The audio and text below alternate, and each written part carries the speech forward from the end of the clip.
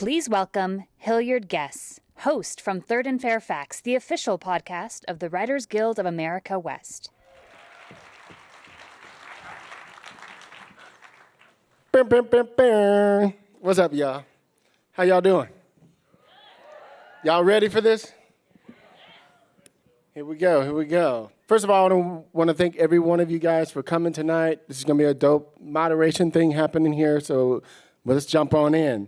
So thanks to the Writers Guild Foundation, Netflix, and a bunch of people out there, I want to welcome you guys to an exciting evening with the best-selling authors of Bridgerton. Come on, let me hear it. MAID, and Anatomy of a Scandal. Give it to them, y'all. And the showrunners who turned these powerful stories into a hit series on Netflix. These conversations will showcase the art of storytelling and spotlight some of the phenomenal writing contenders of this Emmy season. Tonight, we'll be speaking with creator, EP, writer Melissa James Gibson, and author Sarah Vaughan from Anatomy of a Scandal. Give it to him. Showrunner, writer, EP Molly Smith Metzler. Give it to him. And author, EP Stephanie Land from MAID. Give it. Showrunner, EP, writer Chris Van Dusen, and author Julia Quinn from Bridgerton. I see y'all fans out there.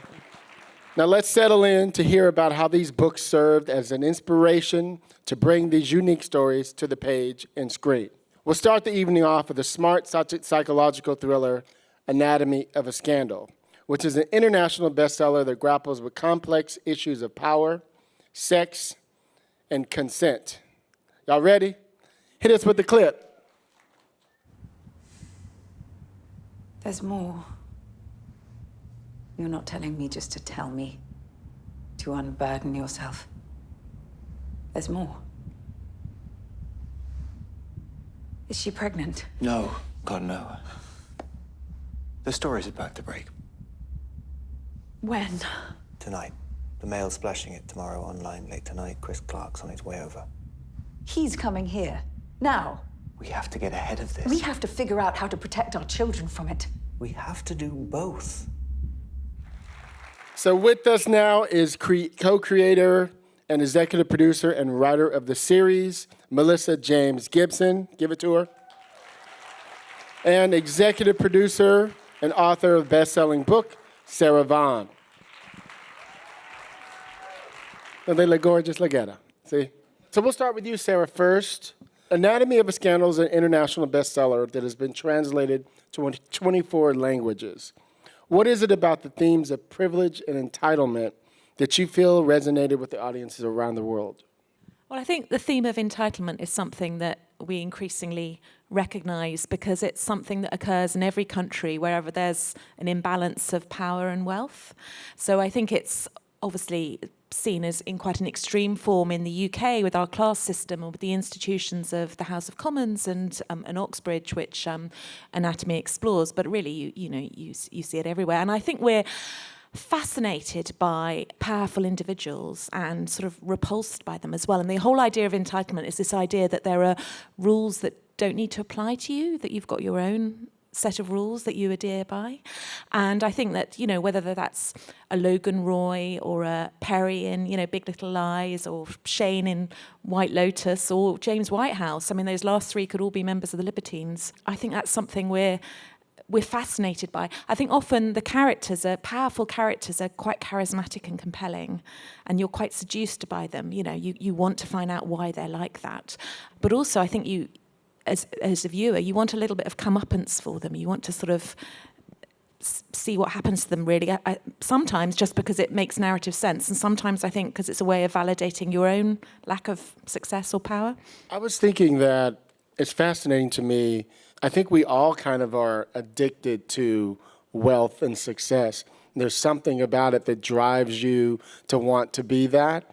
And I notice myself as a producer, I'm always asking writers, like, who is your nemesis? And that helps you to figure out, like, what's the thing that drives, like, we all have it. It's when you can nail it is what drives you. Because once you get success, what keeps you going is still trying to prove to that nemesis you have. You know what I mean? So what do you think about the characters in your book have a way of making themselves, everybody wishes they were them, right? In the sense of that world that they live in, and they have the perfect life, the perfect world, the perfect success story. They're both beautiful, right? How in the world does it become a scandal, you know, when you think everything is perfect? And that's what I love about the book and the show, is no matter what, everybody desires for something, but it's still never perfect. You know what I mean? I think, without trying to sort of make out that James Whitehouse and Sophie are sort of more grandiose than they are, it's a bit like having Shakespearean tragic heroes, isn't it? You know, they've got further to fall, you know. So I think these people who are on a pedestal, it was really fascinating seeing them quite how far they can fall. And I think that's why the show in a way is more sumptuous than the book is. You know, even the settings, you know, I put them in bits of London that weren't quite as shishi as, right, you know, the way in which you put them. And people have commented on the beautiful clothes and the beautiful housing, which is, you know, one step up from actually the reality of probably of being an MP. Although we have got, you know, a chancellor who's immensely wealthy, but and his wife's a billionaire's daughter. So, you know, it does exist. But I think that by glamorizing it all, we're giving them further to fall. And there's a certain Schadenfreude, isn't there? If, you know, we see these characters tumble right down, it's kind of quite satisfying, I think. Now, you worked as a political reporter before you wrote books. Now, how did that shape your approach for how you wrote this book? And what's the origin of how you came up with this book in the first place? Yeah, well, I don't think I could have written this book without being a reporter. And I was on The Guardian for 11 years as a political correspondent and a news reporter. And I also covered lots of court cases, which is where my interest in the sort of drama of a trial came from. Just on a very practical level, I wouldn't have known about a lift on the committee room corridor in the House of Commons unless I'd actually worked there. I wouldn't have interviewed a man who's now our Prime Minister about an affair he'd had and the fact he'd lied about it if I wasn't a political correspondent at the time. Back in 2004, I interviewed him. I wouldn't have been as conscious of the imbalance of power if I hadn't sort of observed it. I mean, working in journalism, I was very in, you know, the noughties, and I was very conscious in the 90s. I was very conscious of, you know, powerful men and less powerful women. But I can remember a moment when I stood on a balcony overlooking an atrium in the modern part of the House of Commons, and I saw a very self-important male, slightly rotund MP strutting across the concourse, and his much younger female researcher, you know, very willowy and early 20s, walking a few steps behind him, carrying all the files, all the paperwork, you know, and it was such a perfect metaphor for that sort of imbalance of power that was happening there. So I wouldn't have known about the architecture of the place, the fact that it's literally decaying. There are buckets to catch water, and when I was writing it, there was scaffolding up everywhere. It's just coming down now. So it's a perfect metaphor for the sort of decay and deterioration there. And I wouldn't have felt as confident, I think, about writing about the texture of the place or the psychology of the people who work there if I hadn't worked there. You know, I wrote this book actually out of contract, not knowing if anybody would want to publish it. And I think I only had the confidence to write a plot that it was only when I finished it that I thought, oh, and when people got excited and started bidding for it, that I thought, oh God, perhaps I shouldn't have written a book about an MP raping someone in a lift in the centre of our, you know, House of Parliament. I think I wouldn't have been able to write that if I hadn't been confident, as I was saying, about the setting and about the procedures, if I hadn't been convinced that I've created a realistic world. Nice. Question for you, Melissa. As the co-creator and executive producer of the series, let me ask you about developing a show and, you know, adapting it, you know, from a book and all that stuff like that. And what's it like to do that? I'm somebody who's done it quite a few times too, but this is a complicated one in the sense of how do you keep that whole story going? How do you keep the twists and the turns coming? Because they keep coming, you know, and I keep going, where are they going to go with this show? You know what I mean? So talk to the writers. There's so many writers out here. You know, how did you develop a show like this from a book? Well, first of all, we were really excited. David Kelly and I were really excited about. Shout out to David Kelly, by the way. Shout out to David Kelly. We were really excited about, you know, what was there, the world of the book, but also it had this amazingly, you know, juicy plot twist. That was fun to play with. And, really, as you said, like a great landscape about entitlement and power. So then it's about figuring out, because obviously certain things work very well in a novel on the page, but you have to figure out how to translate it. I mean, I think just a direct reflection of what is there in a book is actually not serving the source material. You have to figure out how it can exist differently. And Sarah's book, she had really effectively, each chapter is told from a different character's point of view. And we decided, as we realized it as a limited series, to make that much more fluid, and for the audience to not always be aware who we were with. Like, for instance, there's one flashback where you enter a flashback and you're in the perspective of one character, but by the time you exit, you're with another character. I think another really challenging thing was protecting the surprise of the plot twist. It was really, really tricky to do that when we're seeing everybody. So, I think for David, he had a really strong impulse about how we entered the show, that opening image of the lift, and sort of about the Rashomon perspective on, the main character of what went on in that lift. So we kept returning back to that. I think for me, my way in, and I think, as writers, you always have to find like what makes sense to you. So for me, it was, I sort of always imagined with the two female leads, this sort of invisible tether between them over the course of the episodes and through the story, and almost like they're, unconsciously having a conversation about how they're going to navigate the situation that in historical and present ways they share. I'm always fascinated with, you mentioned it a little bit, so you adapting a book, that's inspired by the book, because clearly you got to go other places with it, right? I'm always fascinated with how you decide, like you said, you guys decided to start in on that elevator shot. Because I remember watching it going, where is this going to go with this elevator? But it just keeps calling back to that. And then you finally see it all full out. And of course, eventually we realize she's having visions of exactly what happened. She could smell it. She could taste it. She could, you know what I mean? And you're there with her. And how many of us have been in that situation when you've been cheated on in whatever way, whether it was in your bed, or whether it was in the elevator, whatever, it's right there. You can envision it, you know what I mean? And I love that as like the catalyst to the story, if that makes sense. You know what I mean? Well, one of the things we were really excited to play with was sort of the timing at which the characters did the math. We wanted to make that happen on screen and maybe bring some of that back a little bit. David and I were both really interested in dramatizing those moments of recognition so that they're, so that you really can see two conversations going on. Like, for instance, in the courtroom, there's what they're literally talking about, and then there's this silent negotiation between Kate and James that is very different. And we were interested in exploiting that across the story, I think. I read somewhere that you talk about the series as a study of behavior and psychology. Tell us a little bit about that, if you can remember what you were thinking about when you said something like that.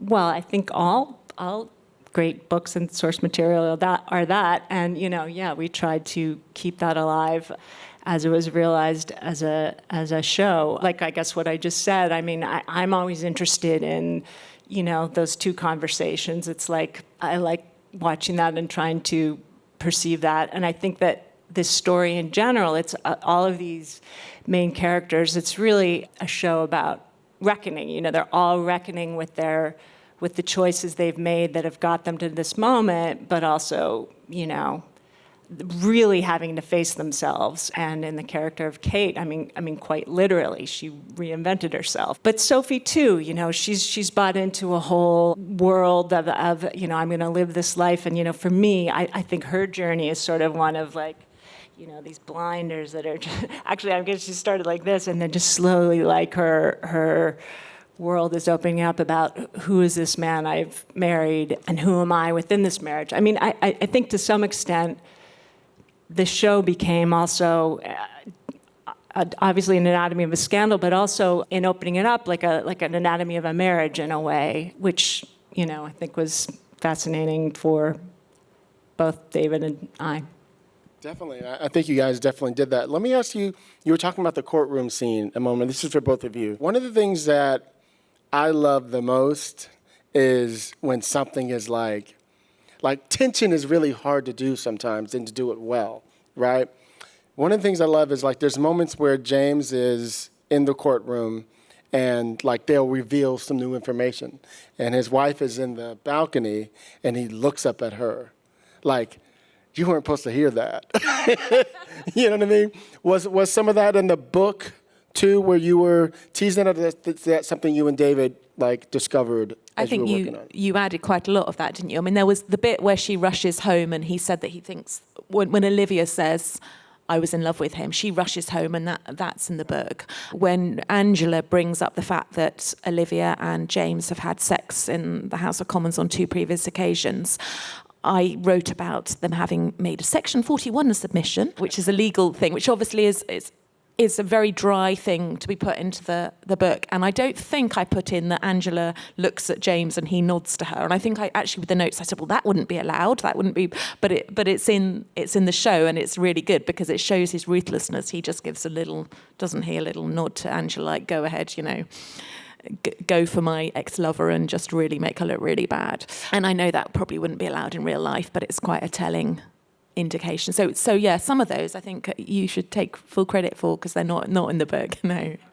But I think that when I was because I had very good shorthand as a news reporter, I was a reporter for about 13 years, I got to do quite a lot of court cases, and that was what really interested me and taught me about the dramatic potential of a trial, because although you will sit through days and days of boring evidence, you also know that people lie when they're giving evidence, or people say things that are surprising, and that's when you get that moment where there's a sort of jaw-dropping moment in a courtroom, and that was partly what inspired this, and the show exploits that really well. Well, let me ask you, Melissa. So because a lot of this takes place in the courtroom itself, or around the world of it all. Did you and David have like a strong background in that lended to that, or was there something in you just felt like the inside baseball of it all was an interesting thing to talk about, or what do you think? Yeah, a great deal of the show does take place in the courtroom, which I think is a great opportunity, but it's also really challenging. And it's not American. Right. And David is trained as a lawyer, but yes, the systems are so different. I mean, you can't parade around the courtroom. It's really interesting, like the Queen's Counsel, they can act as from the side of the Crown, but also, on behalf of the defendant. There's very fluid moving back and forth with that. Juries are chosen at random. They're not, interviewed by both sides, all that sort of stuff. So yeah, it was we had a lot to learn, but I think cinematically, and this was very much an S.J. Clarkson thing too, we really wanted to continue to explore the ways in which the characters, there's a lot of mirroring and refracting and doubling and, reflection in terms of who the characters are, but also how they are positioned within the story. So yeah, we tried to take advantage of that. I think that adding on to that, I think there were episode 5, which I think is possibly my favourite episode, I think it has 27 minutes of courtroom scene.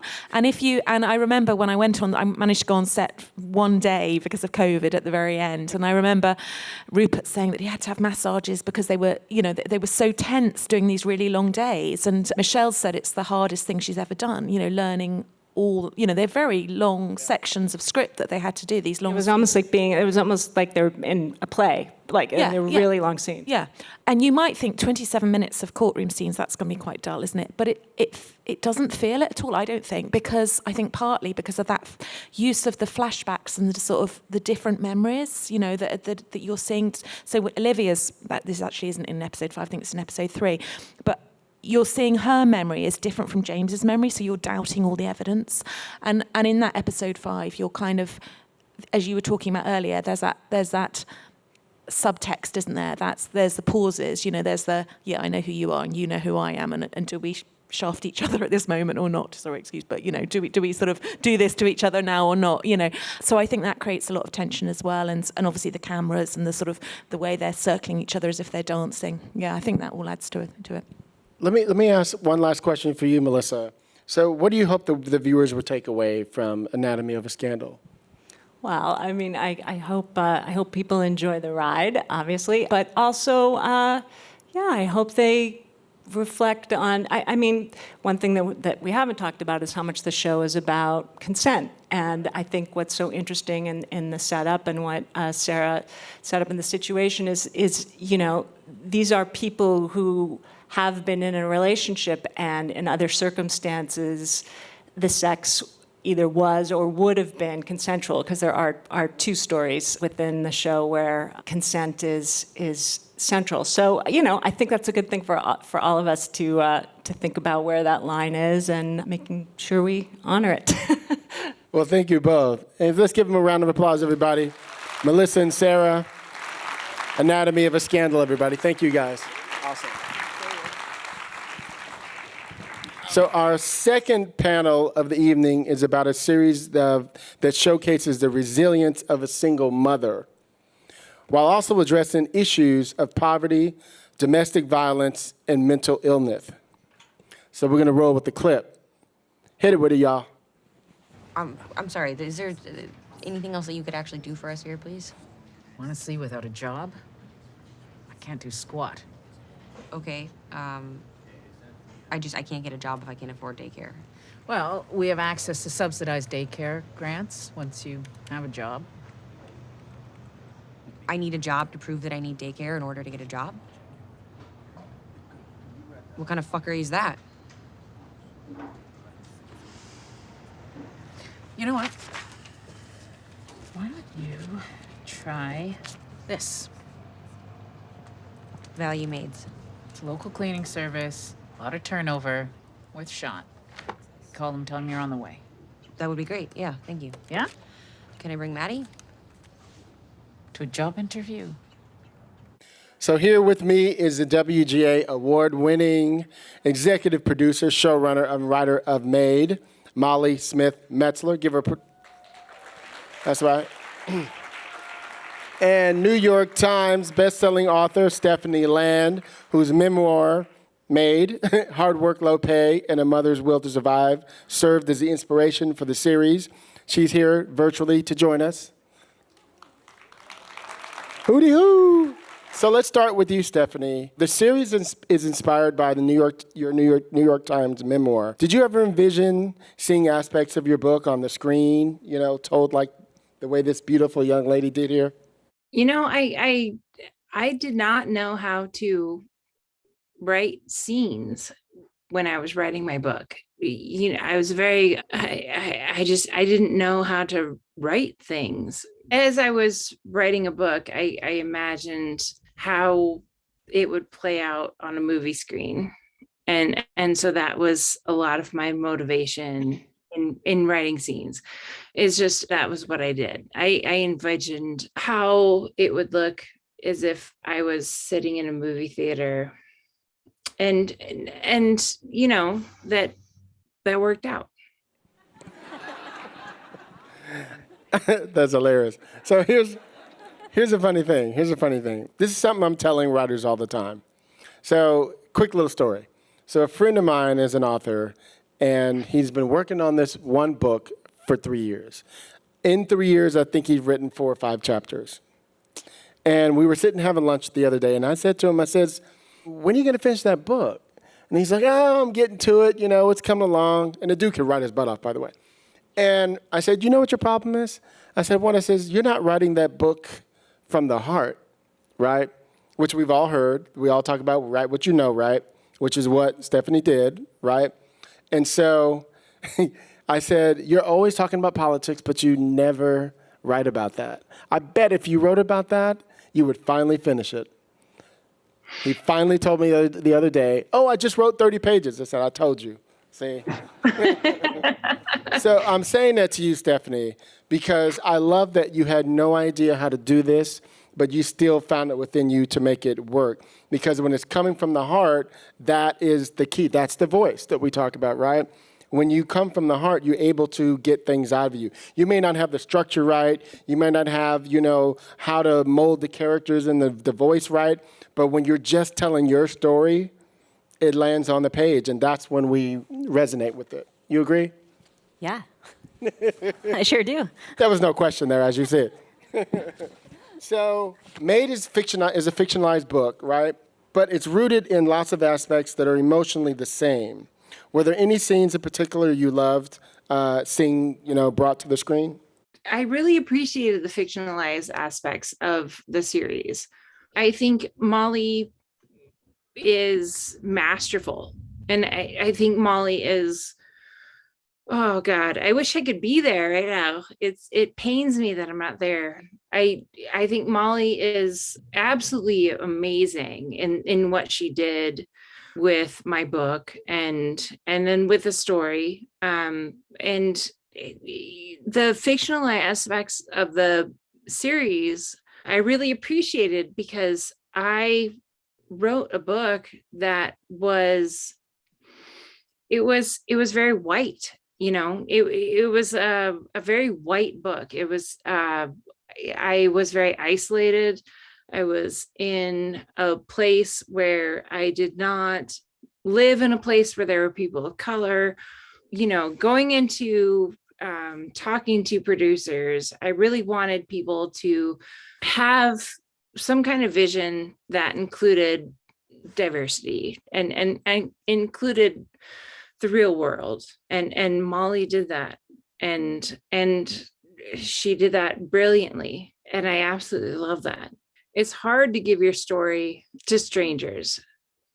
It's hard to give a very personal story. It's hard to give a very traumatic story to strangers. It's hard to watch a very traumatic story once they have created that, and so I was really happy with what Molly did. And I am the hugest fan of Molly and just we all are, girl. Let me ask this question to you, Molly. So as a limited series, Maid is critically acclaimed. It's received, numerous accolades, including a WGA award. Let's hear it for the WGA. Yes, indeed. Exactly. How did you first become aware of the book and decide that it was a great material to turn into a series? Well, I'd heard about the book because everyone in America was talking about it, but I lucked out in terms of it arriving as something I could potentially adapt because I was working with John Wells on Shameless at the time. So I was in the Shameless writer's room working on, I think, season 10, and I had just written a play about mothers. It had a beautiful production here in Los Angeles called Cry It Out.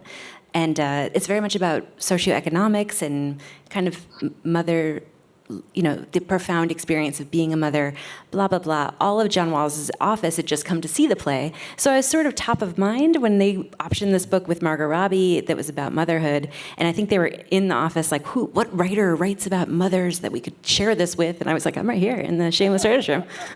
So let's talk about casting this role. What was it about Margaret Qualley, is that saying that right? That made her the perfect role for you?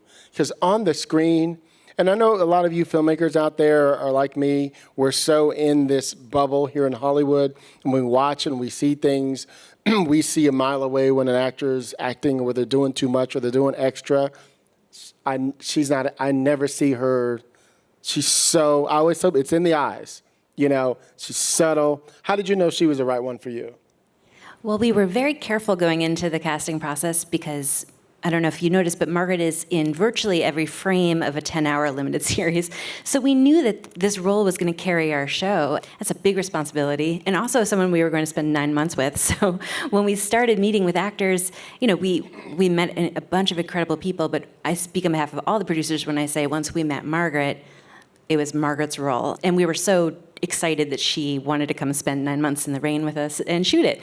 But for me, what I recognized on screen as the writer was, that she is unaffected. It's just, she's very raw, and unaffected, and there was a sort of real freshness about it. She made the role modern, she made the story modern, and she also has a great sense of humor and can be goofy. You know, we knew that this would be a character who could do a dance break or kind of have these moments of these flights of fancy of magical realism. She's just the whole spectrum and you believe all of it, and she's a great human, so it worked out well. And I don't know if you guys know, all you MAID fans out there, the relationship between her and her daughter, like, you really think that's her daughter.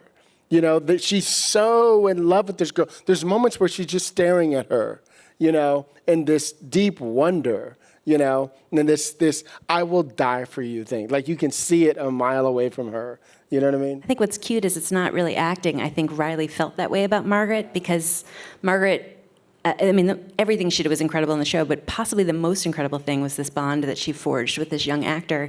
When she wasn't on set, she was with her, with the family. She became a family member, really got close to Riley. And so those moments of joy they are actually real. They got really close. It shows. And Stephanie was saying, you know, her book was very, very white. And I loved how you created the world and made it so much bigger. And it's the world we really see. You know what I mean? And let's talk about how you guys ended up working that into the story, you know, and the casting and all that a little bit. Sure. Well, so Stephanie's memoir is heartbreaking, and you get to know her incredibly well.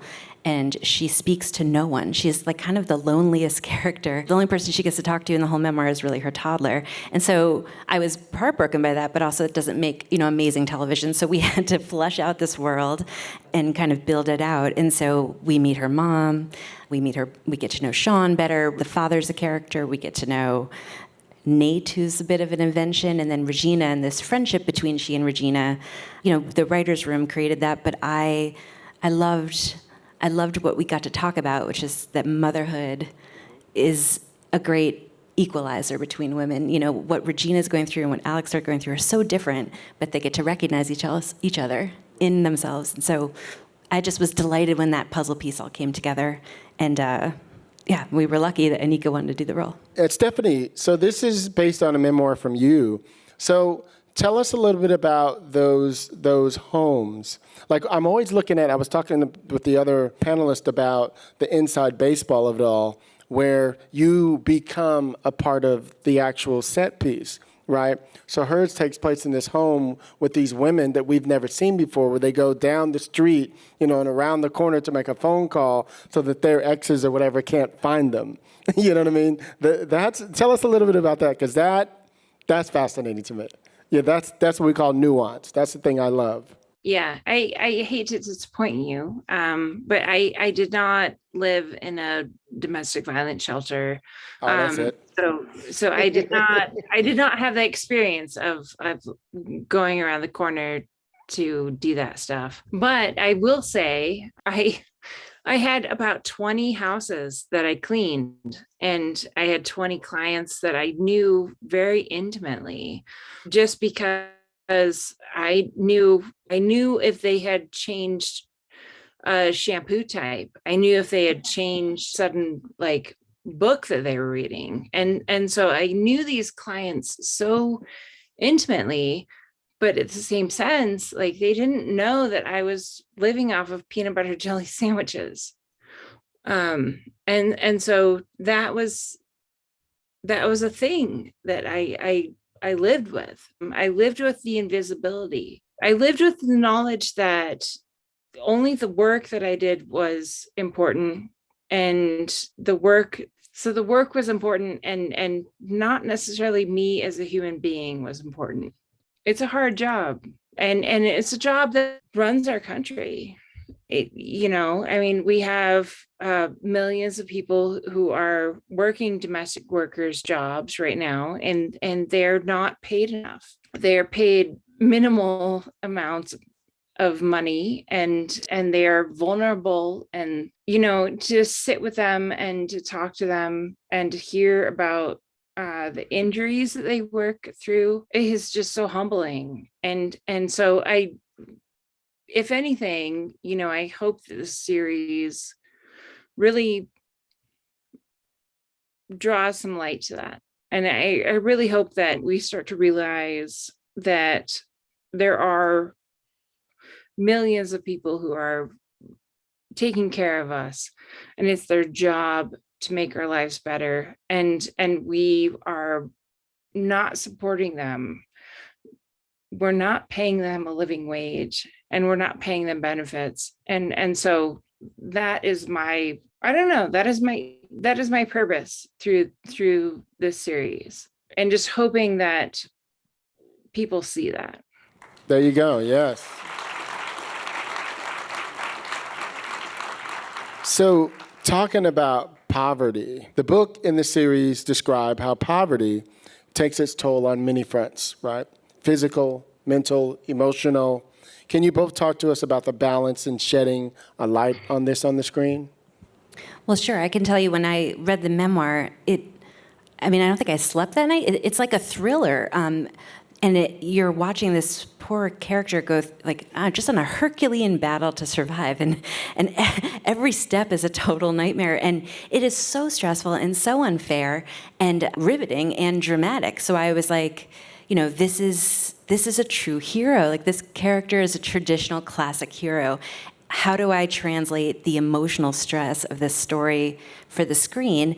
And, I think I bumped my head and had this thought about maybe we could see the money on the screen and see it, tick down and actually feel like a bomb is going to go off. Well, we're so lucky that it worked. That's one of those things you get into post and you're like, oh, I hope that makes sense. But I think that was the exciting challenge of adapting this it's an action movie. It's a thriller. It's a psychological thriller to be her and to experience this. So that's Stephanie, tell us. Jump in, Steph. So I think for me, I really wanted people to be very stressed out. And I was You did it, girl. Mission achieved. I know people would tell me I can't watch the series because it stresses me out. And I said, no, you need to watch that, and you need to be stressed out. And that was the thing I loved about the series, honestly, is that people felt stressed. And people felt what it's like to not have any money. And it's so hard to write about that. I've tried, and I've talked about it for years, but to have it visually displayed in a way that really affects people, in the way that how many people have watched it. It's 67 million households across the world. And okay, let's hear it for that. Sure.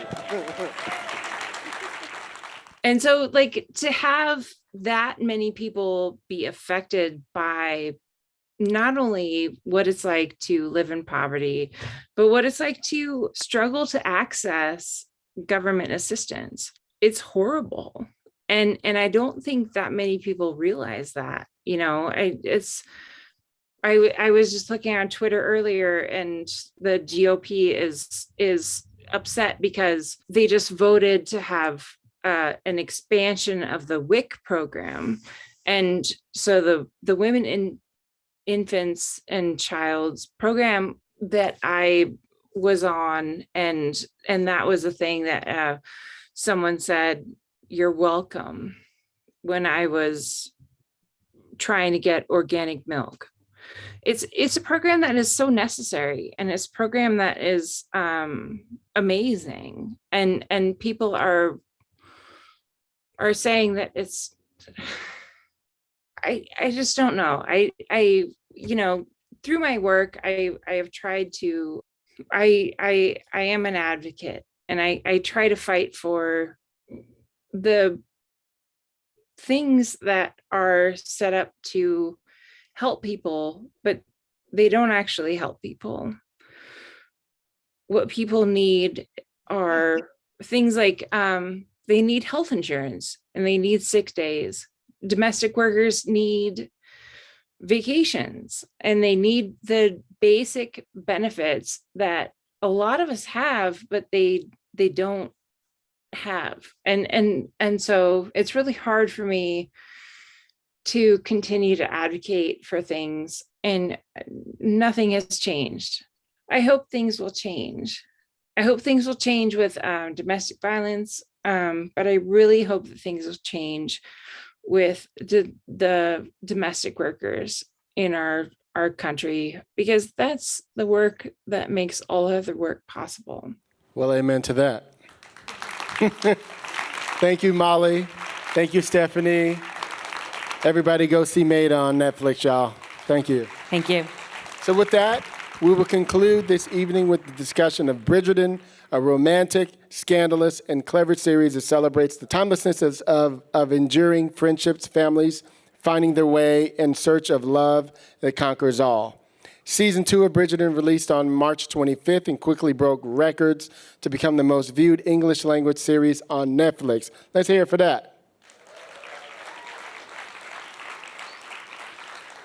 Roll the clip, y'all.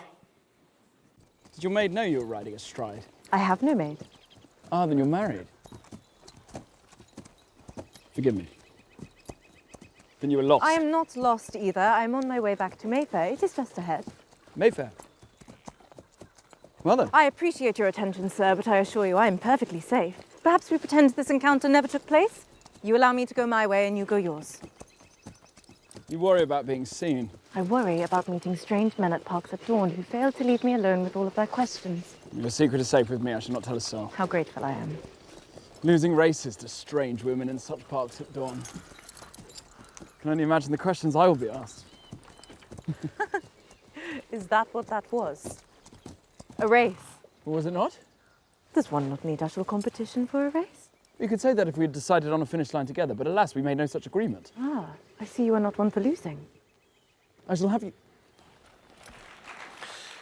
Ladies and gentlemen, please join me in welcoming the creator, showrunner, executive producer, and writer of the Emmy-nominated drama series Bridgerton, everybody, Chris Van Dusen, virtually here, and New York Times bestselling author Julia Quinn, everybody. Hi. So I'll start with you, Julia. Bridgerton is a hugely popular New York Times book series, and season 2 continued to set the shut up, y'all. The new records for English language TV series. Did you ever envision this when you wrote Bridgerton 12 years ago, y'all? Wow. It was actually, I wrote the first book in 1998. So, no. It's longer than 12 years ago. No, my book is old enough to drink legally, in fact. No, I didn't. And mostly because Hollywood has not traditionally turned to romance novels as source material. And, there had been, a few things on the Hallmark Channel. But if anybody wanted to do, say, a period piece, they would do, the 48th adaptation of Jane Austen. And I'm here for all 48 Jane Austen adaptations. Let's make that clear. I think a lot of people are. I love them, but, I think it's great to have something new and have something that is written with a more contemporary audience in mind. And I don't think it should be a surprise to anybody that it was the people at Shondaland who kind of read this and thought, wait a minute. Shout out to Shondaland, y'all. Come on now. That they would say, there might be a market for this. Yes, and nobody was more surprised than me to either get the call or just that it exploded in the way it did. Well, piggybacking off of that, were there any particular scenes from the Viscount Who Loved Me that you were especially excited to see brought to the screen? Yes, and that would be the Pall Mall scene. And that is one of the few scenes that actually does have its genesis in my own life. I grew up, I lived in a little condo, so I didn't have a backyard. And whenever we visited my grandparents, they had this big backyard, and we would go, and their neighbor, who we called Aunt Vi, had a croquet set that she would keep out in a shed, and we were allowed to go get it whenever we wanted. And we would play, primarily my older sister and me, but occasionally we let my younger sister join. But the aim was never to win, it was to make sure the other person lost, which was much, much more important than actually winning. Although there were only 2 of us, so it kind of worked out kind of nicely. But that was really what kind of went into that. And I have to tell you... Can you guys hear the humor? Yeah. Look at that funny. I have to share with you that I was recently in my grandparents' hometown, and I stopped at the house to, and I walked up and I said, my mom grew up in this house, and they let me see it. And the guy said to me, you know, when we bought this house, they had bought it from the people my grandparents had sold it to. They said, there's this ancient croquet set in the basement. And it was the croquet set. And we actually boxed it up, and I have the original Pall Mall inspiration set. Unfortunately, there were 2 mallets missing, including the black mallet of death, so I'm not sure what we're going to do. See how they do the brothers? See what I'm talking about? Yeah, but I do have the original croquet set now, which is really exciting.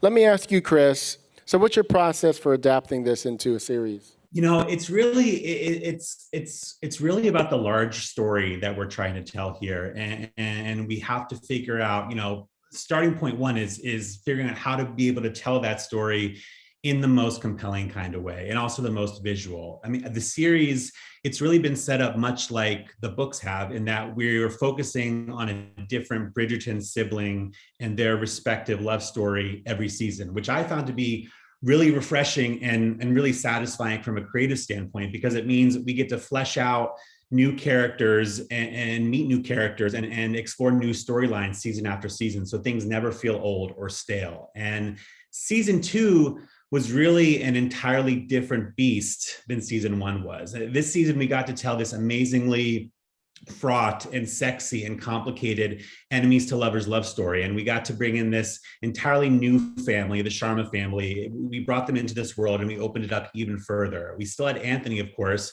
who was obviously a part of season 1, but now he was our male lead and he was our hero. And we had fully broken him in season 1. We left him pretty devastated at the end of that season at a crossroads, because I knew season 2 was going to be all about putting him back together. And, you know, in season 2, he was going to meet and find his match in Kate Sharma and have this amazing emotional journey all season long. We were going to essentially be watching him find love and also himself in that process, and turn him into the Viscount that his father once challenged him to be. So I think our starting point was always looking at the big picture. Yes, we always, you know, tried to weave in Easter eggs for fans of the books, you know, into these seasons, little nods to certain scenes, like the nighttime library scene that happens between Anthony and Kate, or making Anthony fall into a lake, you know, in a very, you know, white t-shirt and get him nice and Take wet. the shirt off, yes. A certain mischievous little corgi, but That's for the Jane Austen fans. absolutely, yes. But those Easter eggs, you know, the specific things from the books, they really come to us after we figure out the bigger picture, the bigger season and the show thematics. And I've always said this series, you know, the underlying narrative arc of it is this question of whether love can conquer all. And season 2 looks at that question through the lens of familial duty, and it's love versus duty, head versus heart. So every scene that we include, whether it's from the source material or not, it should be in some way a reflection of that larger question. And the good ones do it in a beautiful subtexty kind of way. So that's always our goal. For me, one of the best things you do on that show, you and your team, is the wait. Y'all know what I'm talking about. Are they gonna kiss? Are they gonna embrace?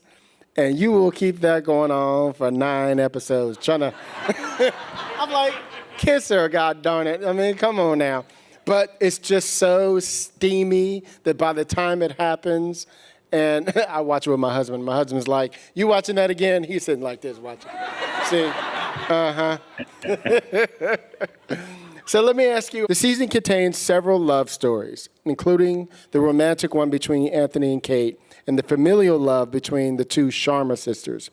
Can you talk about the importance of telling different kinds of love stories for the audiences? Yeah, I mean, for us on Bridgerton, it's all about love. And I mean, it's a show that's obviously, we're inspired by this amazing collection of romance novels. And that was always something that I was excited to lean into. You know, and I wanted the experience of watching this show, which I also watch and created alongside my husband. I wanted it to be similar to the experience of reading one of Julia's novels, and that it's sexy and things are fun and it feels a little dangerous and it leaves you blushing from time to time. It was always our intention to make this show feel like a wild ride, all while exploring the various kinds of love that exist in the world. There's romantic love, of course, but there's also, you know, the love shared between sisters, which is something we got to explore in depth this season.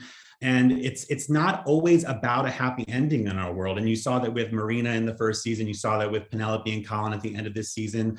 Love can be much messier. It can be a lot of things. It can be born out of a lot of things, whether it's loss or passion or beauty or pain. And I think the show really thrives and we're dissecting and exploring those kind of ideas, just like, you know, a lot of this show has to do with what a marriage looks like. And we asked that question at several points in the show, as far as, why do people marry? Is it to fulfill a duty? Is it for money? Is it a way out, a way through? I'd say every character on the show would answer that question differently, just as people, you know, would probably answer it differently today.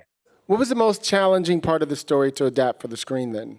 You know, how did the writers face those challenges? And I got something for you. I think, you know, one of the big challenges on the show is just the sheer number of characters we have. That's always a challenge for us to tackle. We're dealing with a number of different characters and families. So it's always a balance for us as far as figuring out when to be with the Bridgertons versus the Featheringtons versus our main love story that's happening, and knowing when to pop back and forth to each one. And you got to track it all, right? To track it all. And there's really no formula for that sort of thing, because there can't be. I mean, I think the moment we start following a formula is when we get into trouble. So in The Room, it really comes down to instinct and in going with what our gut, with what our gut tells us, and never looking back. It also comes down to, a lot of it comes down to the edit. And I figure out a lot of things when it comes to things like pace and flow in post-production. When I see the show in its entirety, when the director's cut comes in and it's an hour and 40 minutes long, I know that there are some things that have to shift and change. And I think the edit is really the final rewrite of the show. And that's actually where a lot of the things get worked out, if I'm being honest. And what's it been like for you watching it? You know, I don't know if you got a chance to go to the set or not, since we're in COVID and stuff like that, but what's it been like for you watching the origins of where all this came from to where this gentleman and his team has taken it to? I feel like for me, I mean, it's a true Cinderella story. I've talked with some other authors who had work adapted, and they've always got some kind of horror story, either large or small, and mine has just been one awesome thing after another. Like, every single thing, thank you. Every single thing that could go right and wonderful has gone right and wonderful. And it's just been an absolute joy in every respect. I have been able to go to the set. In season 1, it was pre-COVID, so I was able to go out twice. Season 2, I was able to go out for one day. They're very COVID safe. They're following, my husband's actually a COVID doctor, so they're following all the protocols. I feel very strongly Violet would want that. She would vaccinate all her children. Sorry, I had to say that. But it's amazing, and to see these characters, you know, I've said it many times, I'm actually not a very visual author, so I didn't have very firm pictures of these characters in my head, which maybe makes it easier for me to have my books adapted. But the funny thing is now I see them, and in fact, Can you envision them differently now? No, they're absolutely the characters. I mean, forget the fact that in The Duke and I, Simon has blue eyes. I will always see Regé-Jean Page, which is wonderful because I think we all want to see Regé-Jean Page all the time. Yes. What's really funny is when they were filming season 1 and I went out to the set, I was actually finishing a book that was a prequel to the series. And in this book, you see Anthony and Benedict as young boys and Colin as a baby. And so this was actually the first time I had a picture of what these characters might be, although shrunk down. And Luke Newton, who plays Colin, actually gave me a baby photo.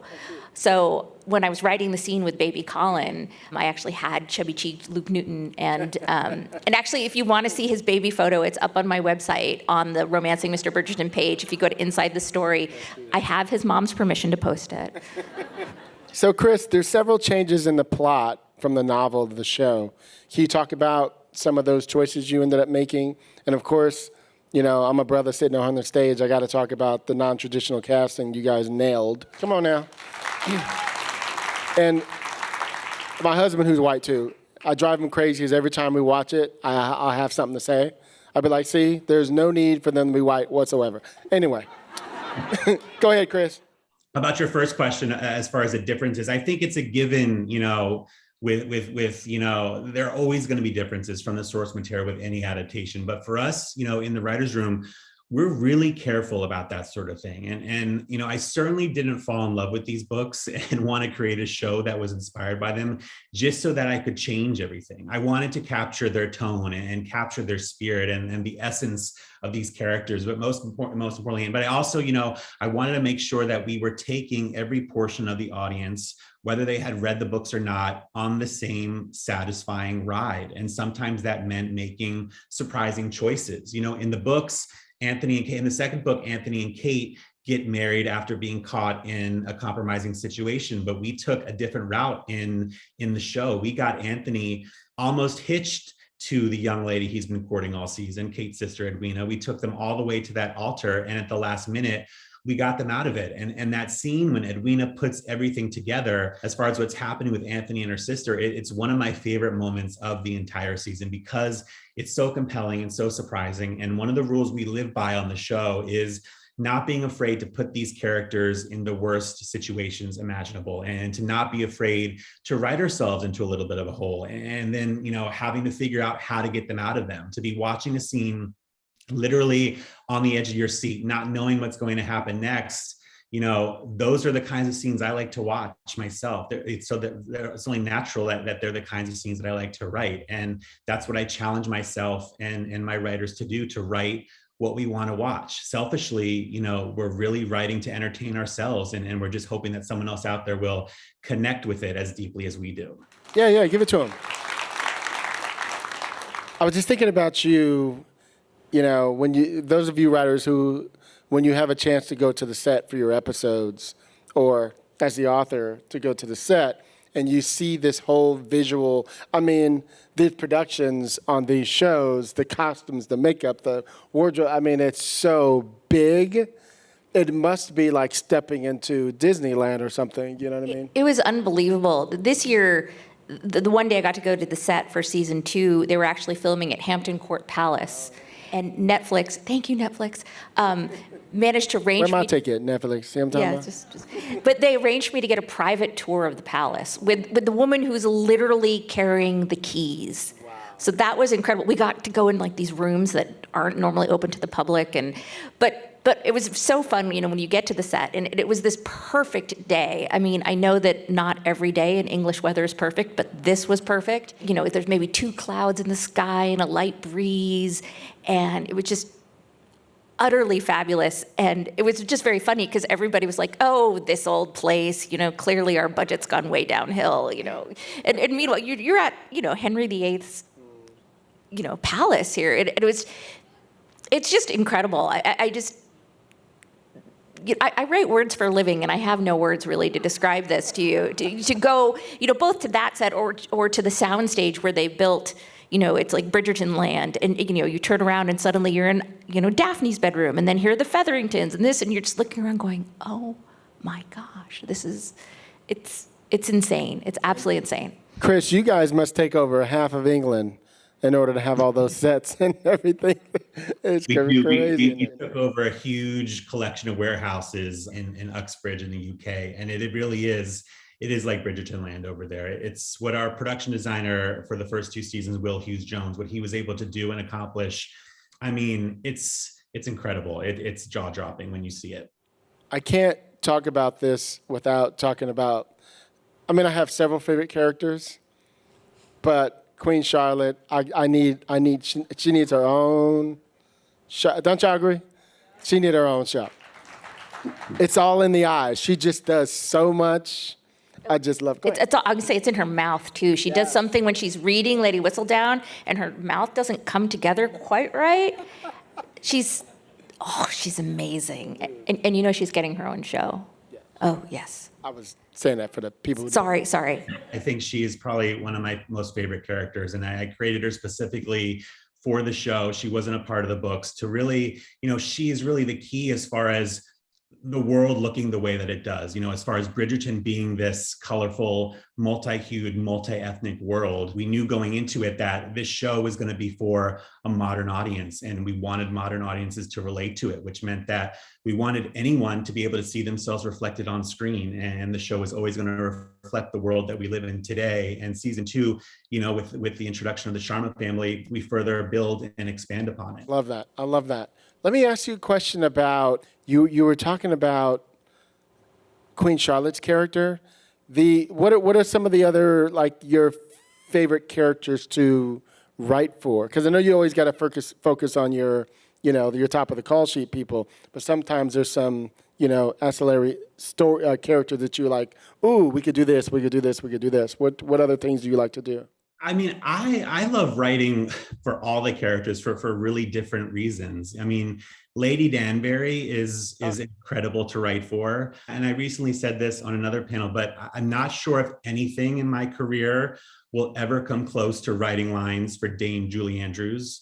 Lady Whistledown is the voice of Lady Whistledown, and coming up with really snarky, borderline bitchy things for Julie Andrews to say, and then hearing her say them in her most signature, bright Julie Andrews kind of way, it's everything. When I found out Julie Andrews was involved, I stopped breathing for long enough that I legitimately should be dead. I absolutely should. I still cannot believe. Yeah, Nicola Coughlan says that she likes to say she job shares with Julie Andrews.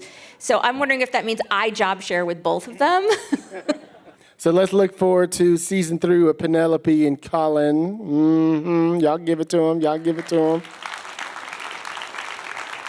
Chris and Julia, thank you so much for joining us this evening and sharing the passion of Bridgerton. Thank you all for coming.